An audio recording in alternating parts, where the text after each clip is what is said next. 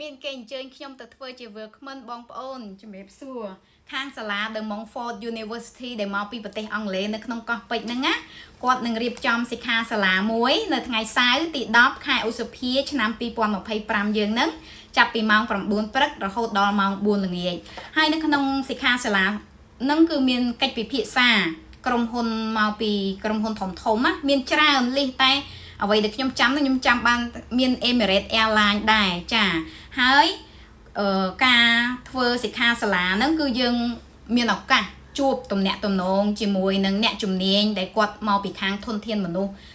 គេហៅផ្នែក HR Human Resource មកពីក្រុមហ៊ុនផ្សេងហ្នឹងគឺគាត់មករើសបុគ្គលិកដែរចាអញ្ចឹងបងប្អូនណាដែលចង់ផ្លាស់ប្ដូរការងារឬរកការងារថ្មី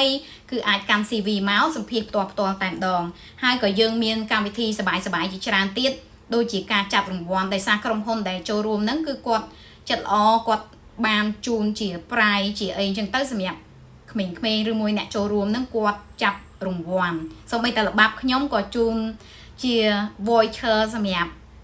អ្នកណាដែលឈ្នះគឺគាត់អាចទៅពិសាភោជនីយដ្ឋាននៅភោជនីយដ្ឋានល្បាប់របស់ខ្ញុំដែរអញ្ចឹងដើម្បីយើងចូលរួមបានហើយនឹង secure សម្រាប់ lucky draw ហ្នឹងគឺយើងត្រូវ register ទាំងអស់គ្នាដើម្បីចូលរួមនៅកម្មវិធីហ្នឹងខ្ញុំនឹងដាក់ link នៅខាងក្រោម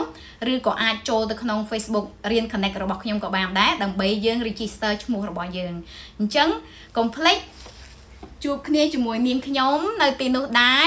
ហើយនឹងសិស្សានុសិស្សទាំងអស់របស់ The Montfortហើយនឹងក្រុមការងារ management របស់ The Montfort យើងទៅមើលថា standard university ធំដែលមកពីប្រទេសអង់គ្លេសហ្នឹងមហាអំណាចហ្នឹងតើគេរៀបចំយ៉ាងម៉េចហើយ